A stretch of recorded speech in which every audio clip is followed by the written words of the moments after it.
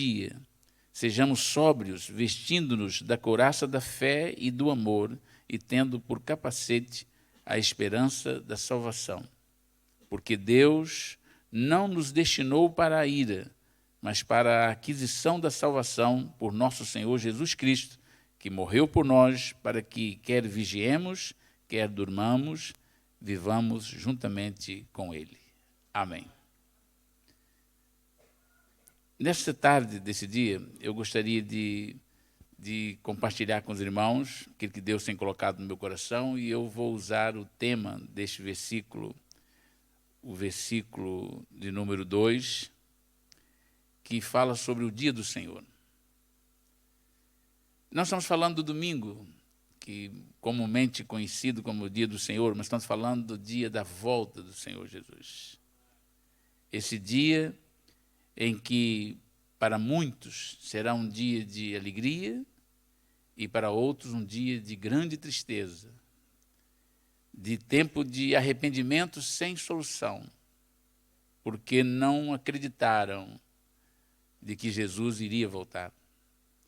Cantamos aqui ainda há pouco que breve Jesus voltará, né?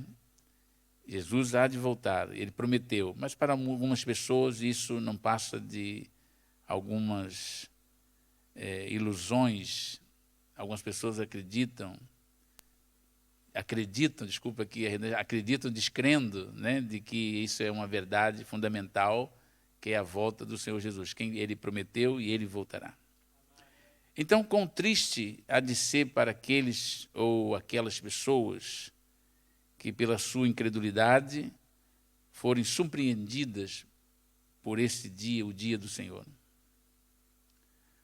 Diz a Bíblia que o dia do Senhor virá como o ladrão de noite. Não é o Senhor que virá como o ladrão de noite, é o dia do Senhor que virá como o ladrão de noite. A hora que as pessoas menos esperarem, ou menos espera, então esse dia será um dia que será surpresa para muitas pessoas. Diz a Bíblia que quando eles disserem a paz e segurança, as coisas estão tudo bem, parece que está tudo normal, parece que tudo está dando certo. Como diz lá o apóstolo Pedro, na sua carta, que ele diz que as pessoas dizem assim, onde está o dia do Senhor, a volta do Senhor? Os nossos pais já diziam isso e nunca... E a Bíblia diz, e Pedro escreveu dizendo que repentinamente esse dia virá, e eles verão esse dia. O pastor Costa leu aqui que naquele dia que o Senhor tem preparado, nós veremos a diferença entre o que serve a Deus e o que não serve a Deus. Então diz que esse dia, quando eles disserem a paz, a segurança, lhes sobrevirá repentina destruição, como as dores de parto àquela que está grávida, e de modo nenhum escaparão. E eu, quando li esse texto, lembrei de alguns acontecimentos que nós tomamos conhecimento assim pela televisão, de vez em quando, e eu agora mesmo, recentemente, vi uma cena na minha mente, a última que eu vi, é interessante, eu vou contar aqui, que de vez em quando somos confrontados com notícias sobre partos que são realizados em situações inusitadas. As pessoas são apanhadas de surpresa, as mulheres estão grávidas e estão programadas, tem ali a programação para ter o parto, preparam tudo, mas de vez em quando acontece que são surpreendidas pela pressa do bebê. E a mais recente que eu tomei conhecimento foi há poucos dias, uma família que estava indo a caminho do hospital e o marido a conduzir pela autoestrada. De repente, vieram as dores, as contrações, e o motorista sem tempo para parar, a própria mãe, sentada assim no banco da frente, sob o olhar desesperado do marido que estava ao volante, ela fez o seu próprio parto. Ela estava sentada no banco da frente e passou isso na televisão. E quem colocou isso numa gravação em direto foi um filho do casal que estava no banco de trás. E ele filmou a mãe fazendo parte do seu bebezinho, porque o pai ficou apavorado, não conseguia parar na autoestrada, não deu tempo dele procurar uma área de serviço, não deu nada. A mulher fez o seu próprio... A criança nasceu ali no parto. Qual era o plano dela? A Sara, a enfermeira Sara e outras irmãs enfermeiras que temos aqui, certamente, deve ter experiências de socorrer alguém, de vamos levar lá no hospital, e no meio do caminho tem que parar para poder atender aquele momento, aquela hora, que não dá tempo de chegar no hospital. Quantas vezes nós vemos os bombeiros e outras pessoas que trabalham na área de socorro terem que fazer os partos? Mas qual era o programa daquela pessoa? Certamente elas não planearam ter o bebê no avião. O que acontece? As mães, os pais não planearam que aquilo seria daquela forma, mas acontece. É repentino, e foi isso que Jesus estava dizendo. Que as pessoas que não dão crédito à palavra de Deus, as pessoas que não acreditam, as pessoas que fazem pouco caso da mensagem, do alerta de Deus, do aviso de Deus para ter a sua vida em dia diante do Senhor, serão surpreendidas como, neste momento, repentinamente, como uma mulher grávida, quando vem a dor do parto, e elas não têm como escapar. Foi por isso que Jesus usou essa ilustração, essa figura, para dizer que a volta de Jesus será repentina. Será como o dia do Senhor será como a vinda do ladrão à noite, quando as pessoas menos esperar. E ele vai falar sobre isso, um tempo de surpresas. Diz o Mateus capítulo 24, versículo 36, que será uma surpresa para os incrédulos. Para os crentes, não, mas para os incrédulos será uma surpresa. Diz o versículo 36 do capítulo 24 de Mateus: porém, daquele dia e hora, ninguém sabe. Ou seja, não existe um calendário para que as pessoas possam ficar despreocupadas e dizer assim, não, ainda faltam tantos dias, ainda faltam tantos meses, tantos anos. Então, eu ainda tenho tempo para fazer, eu ainda quero fazer algumas coisas ainda antes de consertar, antes de eu ajustar ou acertar a minha vida com Deus. Eu vou deixar porque isso só está marcado para o ano tal, para o mês tal, o dia tal, a hora tal. E Jesus diz, quanto a este dia, a hora, ninguém sabe. Nem os anjos dos céus, nem o Filho, mas unicamente o meu Pai. E ele vai fazer um alerta para os ouvintes, e é isso que nós temos hoje na Palavra de Deus, um alerta para nós e para aqueles que ainda não aceitaram a Jesus, é que, assim como foi nos dias de Noé, assim será também a vinda do Filho do Homem. E Jesus explica que naqueles dias de Noé, as pessoas que viveram anteriormente ao dilúvio, eles comiam, eles bebiam, eles casavam, eles se davam em casamentos, até o dia que Noé entrou na arca. E eles não perceberam, até que veio o dilúvio e os levou a todos. Assim também será a vinda do Filho do Homem. Ou seja, a vida vai correr normalmente. Pode ser agora. Nós estamos programando para amanhã irmos fazer o nosso retiro, nosso passeio da escola dominical, os batismos, mas pode não existir o amanhã. Nós não temos o controle do tempo, nós não sabemos o dia em que Jesus há de voltar. Por isso nós precisamos estar preparados para encontrar com Ele. Foi um alerta que Deus deu a Israel, ó Israel, levante para encontrar com o Senhor teu Deus, prepara-te para encontrar com o Senhor teu Deus. Não há tempo para ajustar. Espera que eu vou fazer isso, depois eu vou resolver essa questão. Será um tempo imediato, será algo repentino. Jesus voltará e para muitas pessoas será surpresa. Imaginemos na mente de Jesus, quando ele usou o exemplo dos dias de Noé, do dilúvio, ele como Deus, imagina o seu coração, imagina qual foi o seu sentimento de ver aquelas pessoas que ignoravam o apelo, que ignoraram durante aproximadamente 120 anos. Supõe-se que esse foi o tempo em que demorou, desde o dia que Deus disse a Noé que iria enviar o dilúvio sobre a terra. Enquanto Noé estava a construir a arca e alertando o pessoal, ninguém acreditava.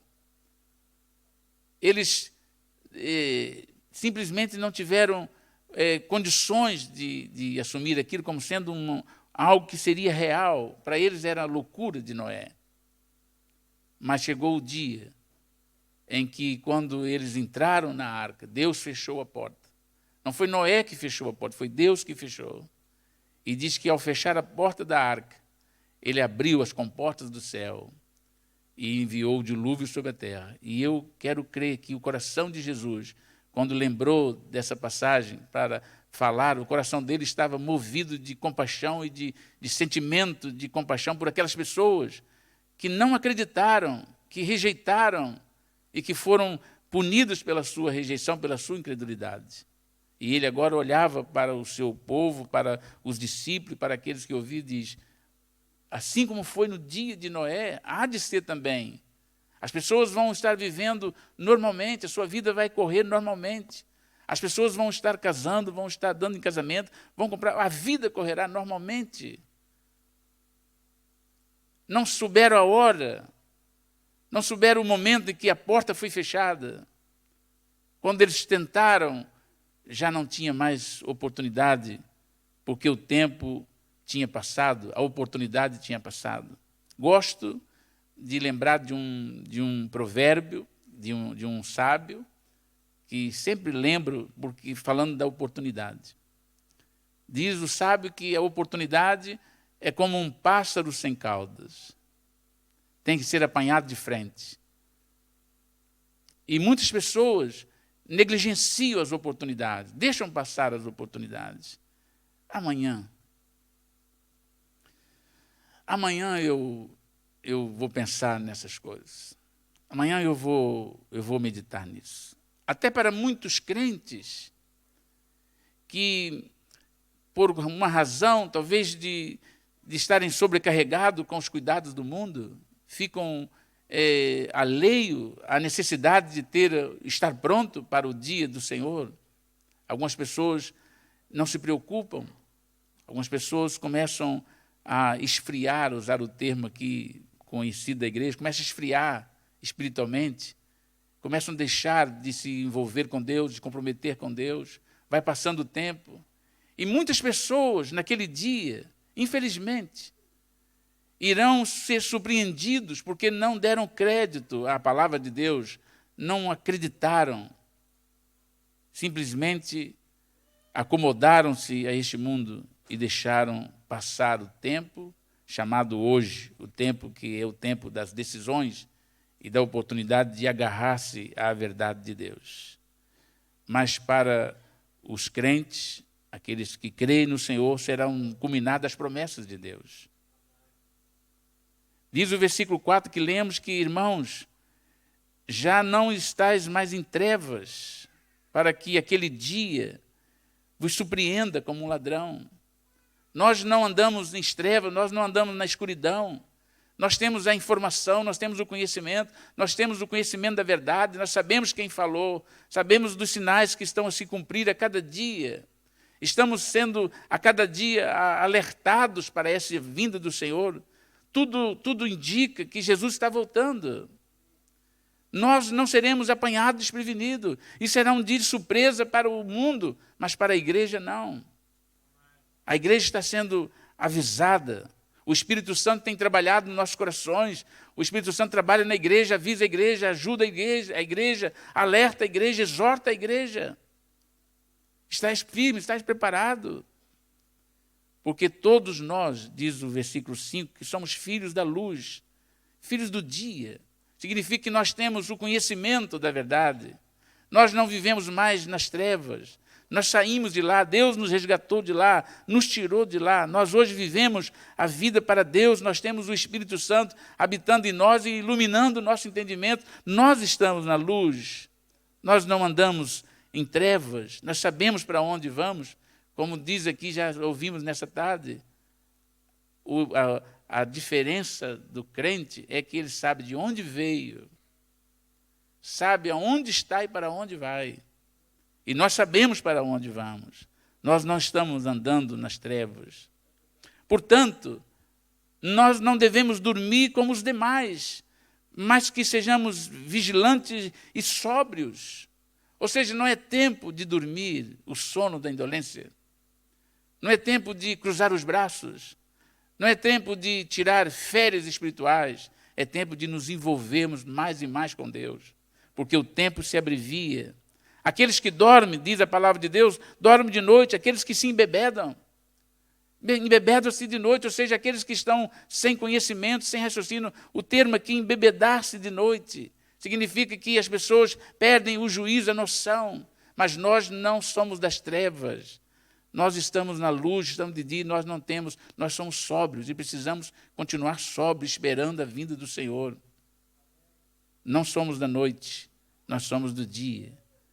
Mas nós que somos do dia, então nós devemos ser sóbrios, vestindo-nos da couraça da fé e do amor e tendo por capacete a esperança da salvação. Nós temos que guardar a nossa confiança, temos que guardar a nossa esperança, a nossa cabeça, a nossa mente deve estar guardada pelo capacete da salvação. Nós temos que continuar olhando para o Senhor, andando pela fé, seguindo o Senhor, não olhando nem para a direita nem para a esquerda, mas manter a nossa visão no Senhor, porque nós sabemos para onde nós vamos. E nós sabemos que Deus tem preparado para nós uma grande salvação, e essa é a esperança da igreja. Porque Deus não nos destinou para a ira, mas para a aquisição da salvação por nosso Senhor Jesus Cristo. Quando Jesus Cristo veio, ele veio resgatar um povo, não é para ficar aqui no mundo. É para passar aqui na nossa peregrinação por um tempo, mas ele preparou o céu para nós. E é para lá que nós estamos a caminhar. E ele não nos preparou para nós ficarmos aqui.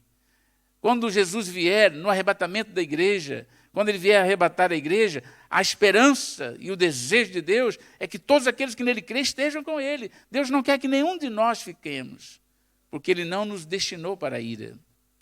Ele não nos salvou para se perder.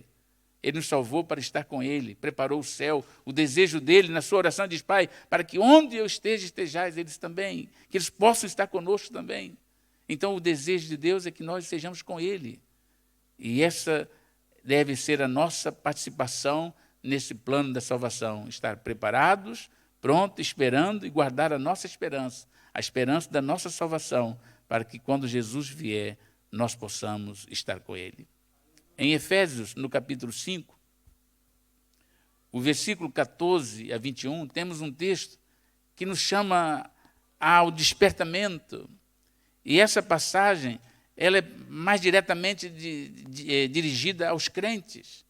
É um alerta, é uma exortação para que nós possamos levantar, despertar. Diz o versículo 14 de Efésios 5, que desperta, ó tu que dormes. E esse dormir aqui é dormir espiritualmente. Não é tempo para dormir espiritualmente. É tempo para estar de pé, é tempo para estar acordado, é tempo para estar preparando para um encontro com o Senhor. De desperta, tu que dormes, levanta-te dentre os mortos e Cristo te esclarecerá. Quando alguém está disposto, acorda, levanta para ouvir a voz de Deus, Deus vai esclarecer, Deus vai dar revelações, entendimento de que o dia se aproxima.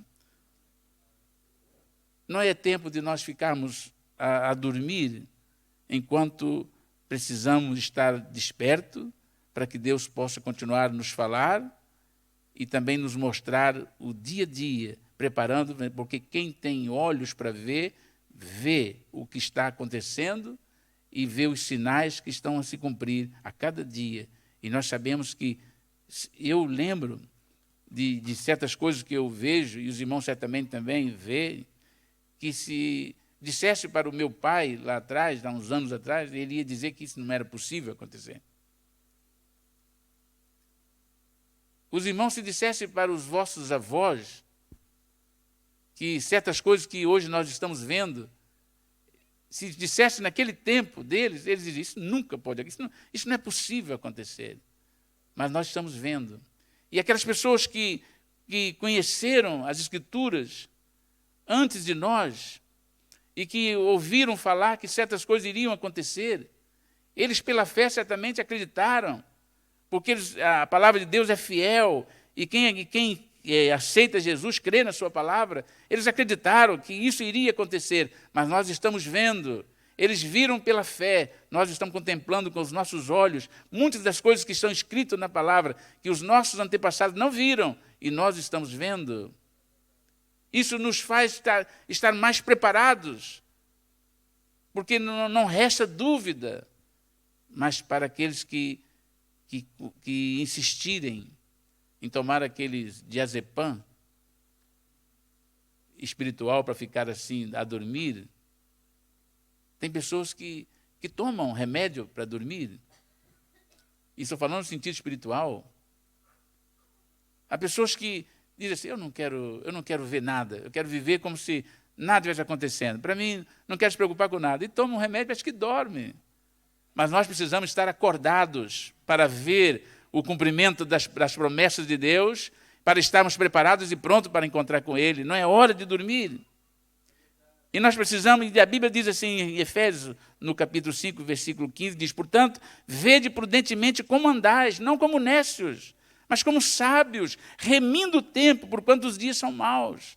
É tempo de engano, é tempo de mentira, é tempo de ilusão, é tempo de desviar as pessoas, é tempo de fazer as pessoas se entreterem, de tirar a atenção das pessoas. Mas nós precisamos estar andando prudentemente, não como nécios, mas remindo o tempo, porque os dias são de fato maus. Há muitas pessoas que estão sendo levadas pelo engano, estão sendo levadas pela incredulidade disfarçada. Há muito tipo de incredulidade disfarçada. A incredulidade disfarçada, ela vem assim, não, hoje nós também precisamos de compreender que as coisas mudaram, e Deus conhece o meu coração, Deus sabe tudo sobre mim, e eu então não preciso de fazer certas coisas porque Deus sabe. Isso chama-se incredulidade disfarçada. Muitas vezes as pessoas não querem assumir que elas precisam de fazer alguma coisa, precisam tomar certas decisões, precisa tomar certas responsabilidades com a sua vida espiritual.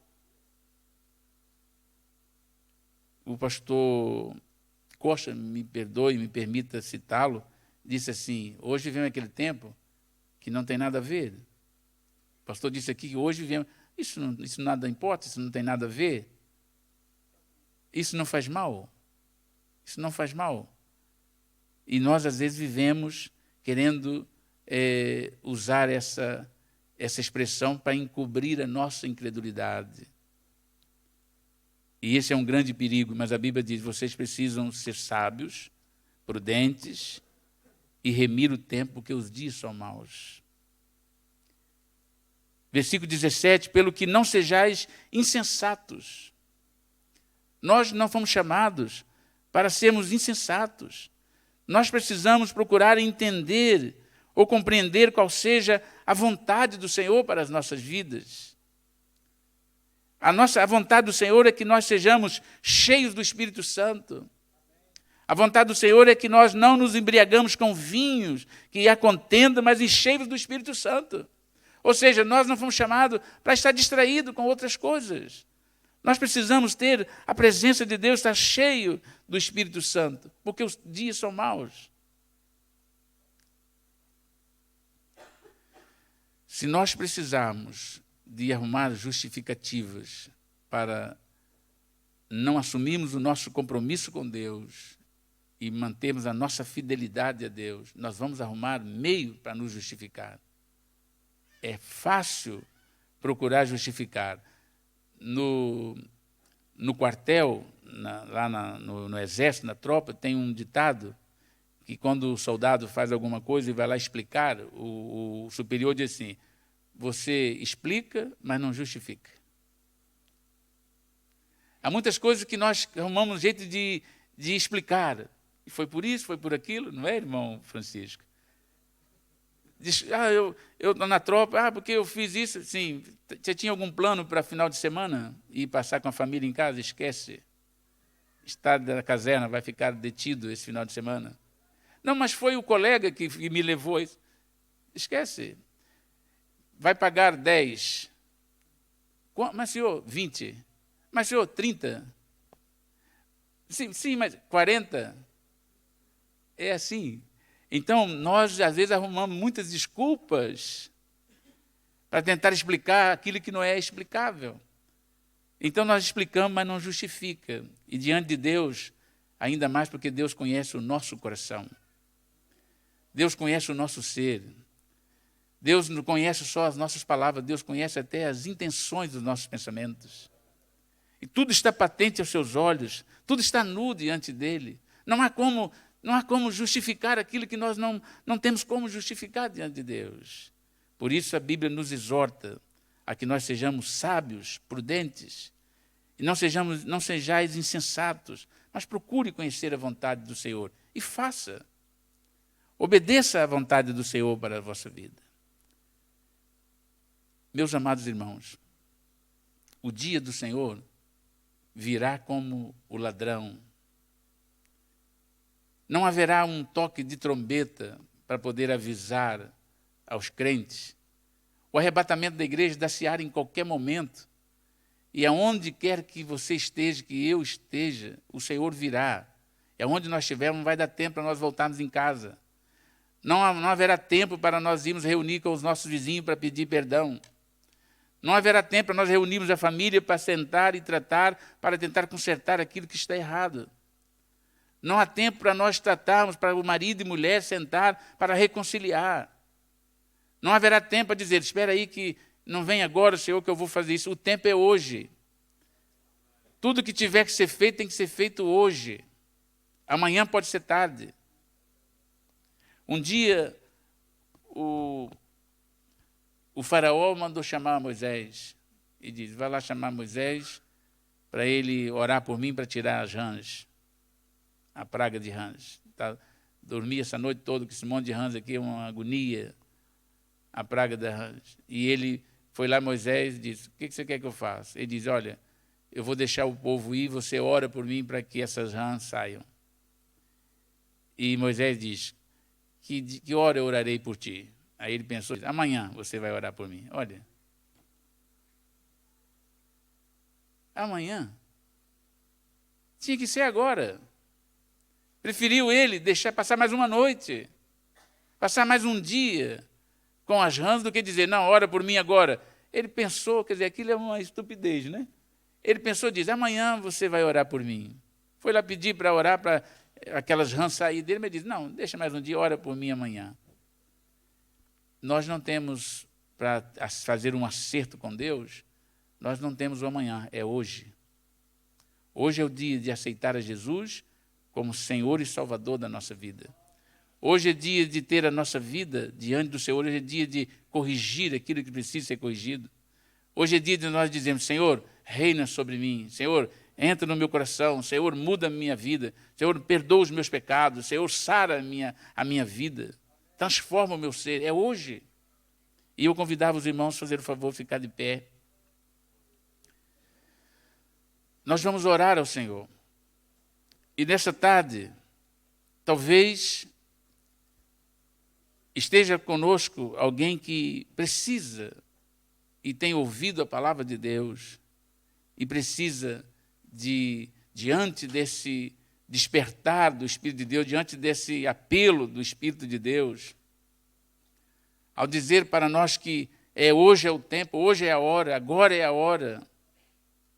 Se há alguém entre nós, se porventura ainda não entregou o seu coração para Jesus, alguém que ainda hoje não tem certeza da sua salvação, Não tem certeza se, ao partir dessa vida para a eternidade, vai estar com Deus. Alguém que tenha consciência de que precisa de perdão. Alguém que tenha no seu coração, talvez há alguém conosco, nessa condição que diga assim, eu preciso de reconciliar com Deus. Eu preciso de ter o perdão para os meus pecados. Eu não estou bem espiritualmente. Eu sinto que eu preciso de uma renovação espiritual. Eu sinto que eu preciso de uma mudança, de um recomeço. Eu sinto que eu preciso de acertar. Eu vou chegar diante de Deus hoje, pela fé, e vou colocar a minha vida na mão do Senhor e dizer, Senhor, eis-me aqui. Eu preciso da sua ajuda, Senhor. Quem sabe, nessa noite, ou nessa tarde, você possa estar nessa condição. E, primeiramente, quero dizer para você que Deus te trouxe aqui nessa noite, nessa tarde. O fato de você estar aqui para ouvir essa palavra é porque Deus tem preocupação contigo. A preocupação de Deus, o amor de Deus, o cuidado de Deus é tão grande que traz ao seu coração, aos seus ouvidos, essa palavra para despertá-lo, para despertá-la, para trazer oportunidade para que você possa entregar-se a Ele e dizer, Senhor, eu preciso do seu perdão. Porque Deus não faz isso para condenar. Ele não tem o objetivo de condenar, de julgar. O objetivo dele é salvar. É trazer um despertamento para que você possa entender que se você não está bem, você precisa dele.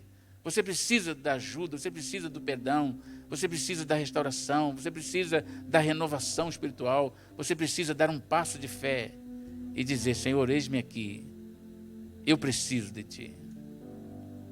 E nós vamos estar louvando ao Senhor. E enquanto nós estivermos cantando este hino, se você sentir no seu coração e pela fé, você quiser vir aqui à frente para nós orarmos por ti, nós vamos orar para que Deus possa renovar a sua vida, para que Deus possa fazer de você uma nova criatura, para que as coisas velhas passem e tudo se faça novo. Se você quiser, enquanto nós cantamos, aí mesmo onde você está, fale com Deus e saia do seu lugar. Vai ter alguém para ficar contigo aqui à frente. Você não vai ficar aqui sozinho, ninguém vai olhar. Nós vamos estar orando. Nós vamos estar cantando, mas em espírito vamos estar intercedendo para que o Espírito Santo fale ao seu coração. E se você ouvir essa voz como tem ouvido, saia do seu lugar e venha diante do Senhor e diz, Senhor, eis-me aqui.